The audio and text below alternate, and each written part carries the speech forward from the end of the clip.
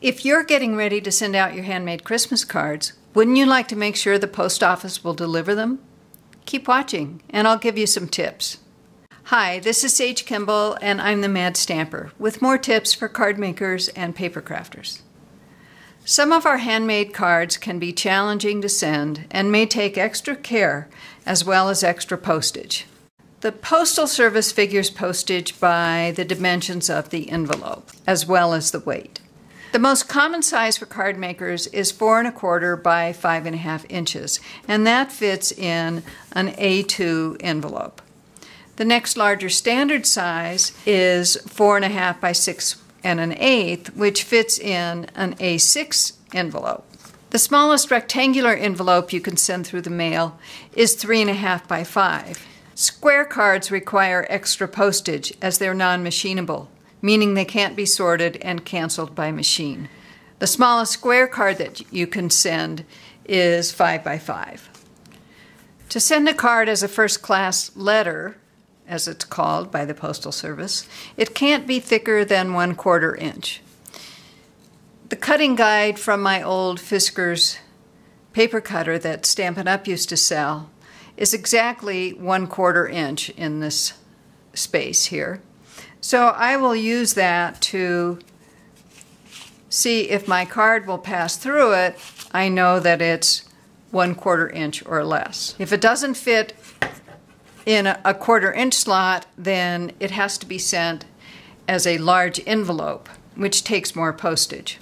Here's a card that is fairly flat. I didn't use any dimensionals on it or embellishments. For protection, I'm going to add a thin piece of cardboard. This is the chipboard that comes in packages of Stampin' Up! Designer Series paper, and it's perfect because it's thin and lightweight but still sturdy.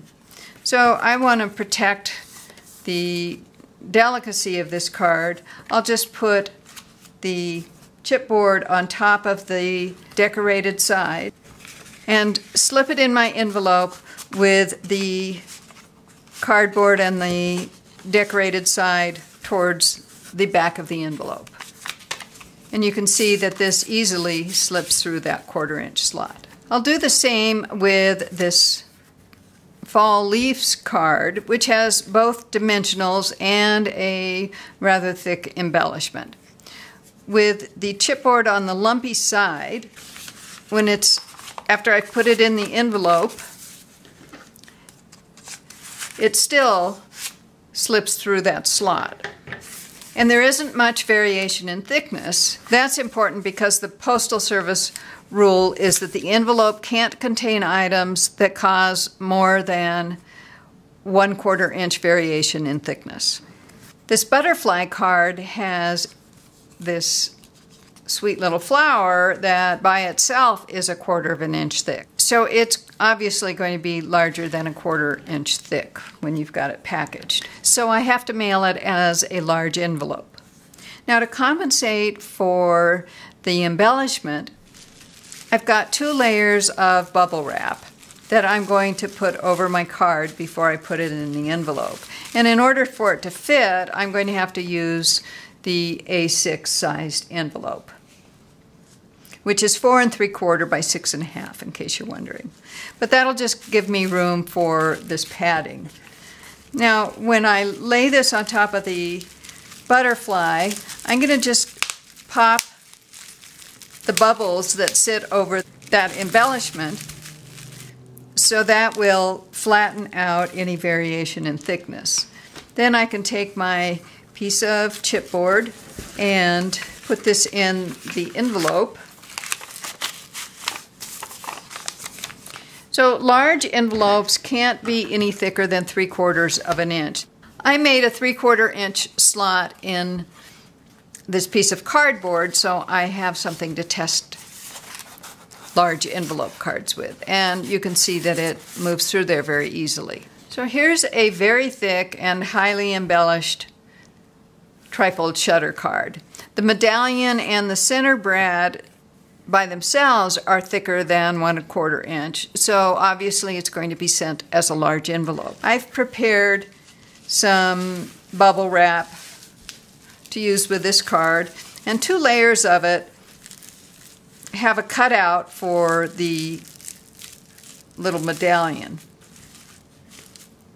And then the top one will sit over the other 2, and once again I can pop the bubbles that are right on top of that brad. Now I'll take my chipboard, lay it on top, and slip it into this envelope. So here's that highly embellished card with bubble wrap and cardboard, and you can see it still slips through the 3/4 inch slot very easily. In part 2 of how to mail bulky handmade cards, I'll show you how easy it is to figure the postage. Use the link in the top right corner of the YouTube video player. I'll also put the link under the video. You'll also find the link there for a PDF I created called Sending First Class Mail Without Going to the Post Office, which will give you a summary of the Postal Service rules regarding size and weights and postage amounts. Thanks for watching. Like this video, share it with your card making friends, and leave me a comment. For more inspiration and instructions, be sure to sign up for my newsletter at www.stampingmadly.com. And don't miss another great video. Subscribe to the Mad Stamper YouTube channel by clicking on the subscribe button now.